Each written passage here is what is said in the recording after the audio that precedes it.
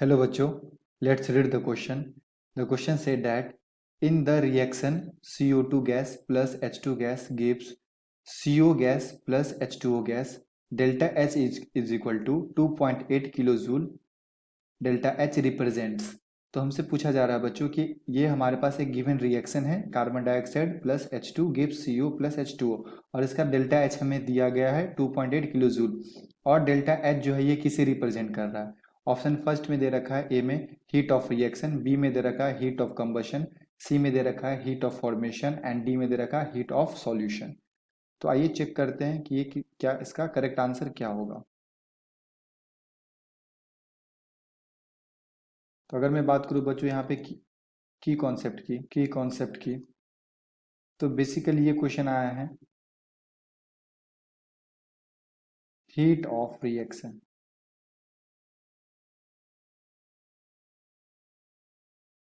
Heat of reaction and हमारे पास ये मतलब हमारे पास एक केमिकल रिएक्शन है। रिएक्शन में दे रखा है CO2 gas plus H2 gas gives CO gas plus H2O gas. Okay, and इसका डेल्टा H दे रखा है बच्चों 2.8 किलो जूल। तो बेसिकली ये किसे रिप्रेजेंट कर रहा है, डेल्टा एच, ये जो इंथैल्पी है, ये इंथैल्पी किसे रिप्रेजेंट कर रहा है, हमसे ये पूछा जा रहा है। ऑप्शन फर्स्ट में अगर देखो बच्चों तो ये दिया heat of reaction, heat of reaction. और हीट ऑफ रिएक्शन बेसिकली क्या होता है कि कोई भी केमिकल रिएक्शन हमारे पास हुआ, ठीक है, तो उसमें जितना भी इंथैल्पी ऑफ फॉर्मेशन होगा, enthalpy of formation of product minus enthalpy of formation of reactant, इसका जो चेंज होता है बच्चों, यहाँ पे समीशन लगा लो। ओके, तो यहाँ पे आप क्या कर लो, summation of delta H of naught of reactant. ये जो चेंज आता है ना, प्रोडक्ट माइनस रिएक्टेंट का इंथैल्पी, इसे हम लोग क्या बोलते हैं बच्चों, delta H naught of reaction, heat of reaction. Okay, and B B में क्या दे रखा है, heat of combustion, heat of combustion. तो बेसिकली हीट ऑफ कंबशन क्या होता है बच्चों, है ना, it is defined for, it is defined for 1 mole of substance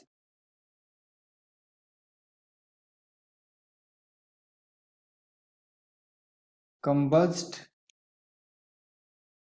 with excess of air, or we can say that excess of oxygen. Okay, तो जब हम लोग 1 मोल सब्सटेंस का कंबशन करते हैं ना ऑक्सीजन के साथ, तो उसे वहां पे जो भी हीट रिलीज होता है उसे क्या बोलते हैं बच्चों, हीट ऑफ कंबशन। तो यहाँ पे देखो CO2 का H2 के साथ रिएक्शन हुआ है, तो हीट ऑफ कंबशन के लिए क्या होना चाहिए, CO2 का जो होना चाहिए ना, मतलब कार्बन डाइऑक्साइड या कार्बन का रिएक्शन ऑक्सीजन के साथ होना चाहिए ना, कार्बन का रिएक्शन सी सॉलिड का ऑक्सीजन के साथ करवाएंगे तो यहाँ पे CO2 बनेगा। तो इस टाइप के रिएक्शन को बच्चों हम लोग क्या बोल सकते हैं, इस टाइप के रिएक्शन को बच्चों क्या बोल सकते हैं, हीट ऑफ कंबशन बोल सकते हैं। ठीक है, यहाँ पे कार्बन का 1 मोल ऑक्सीजन के साथ रिएक्ट किया और जो भी एनर्जी रिलीज करेगा यहाँ पे हीट ऑफ कंबशन होगा, वो कहलाएगा। क्लियर है, तो ये तो रिएक्शन में दे नहीं रखा है, तो सेकेंड ऑप्शन तो हमारा होगा नहीं, लग ही रहा है दिखने से। थर्ड में दे रखा है हीट ऑफ फॉर्मेशन,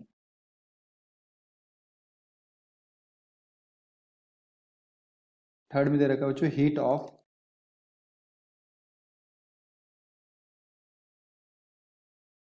फॉर्मेशन। तो बेसिकली हीट ऑफ फॉर्मेशन क्या होता है बच्चों, the amount of energy released or absorbed when 1 mole of compound is formed by its constituents element. Okay, तो एक मोल कंपाउंड का फॉर्मेशन होता है उसके कॉन्स्टिट्यूएंट्स एलिमेंट के थ्रू, तो जो भी हीट रिलीज होगा उसे हम लोग क्या बोलेंगे, heat of formation. For example, अगर यहाँ पे एक CO2 का फॉर्मेशन हो रहा है तो यहाँ पे कार्बन सॉलिड होगा और ऑक्सीजन गैस के फॉर्म में होगा ना, O2 गैस के फॉर्म में होगा, गैस के फॉर्म में होगा O2। तो अगर यहाँ पे एक मोल CO2 का फॉर्मेशन हो रहा है उसके कॉन्स्टिट्यूएंट्स एलिमेंट से, तो यहाँ पे जो भी एनर्जी रिलीज होगा बच्चों इसे क्या बोलेंगे, हीट ऑफ फॉर्मेशन बोलेंगे। क्लियर है? And the last one is, fourth is heat of solution. Yes, fourth में क्या दे रखा है, heat of solution. Heat of solution, तो हीट ऑफ सॉल्यूशन क्या होता है बच्चों, heat of solution is the change, heat of solution is the change in enthalpy, change in enthalpy produced when 1 mole of the solute dissolved is dissolved in excess of solvent, excess of solvent। तो अगर मेरे पास एक कोई container है तो यहाँ पे अगर एक मोल हम लोगों ने सॉल्यूट लिया और उसको एक्सेस ऑफ सॉल्वेंट के अंदर डिसॉल्व करवा रहे हैं, तो जो भी यहाँ से बच्चों एनर्जी रिलीज या एब्जॉर्ब होगा उसे क्या बोलेंगे, heat of solvent, heat of solution, sorry heat of solution. Clear है?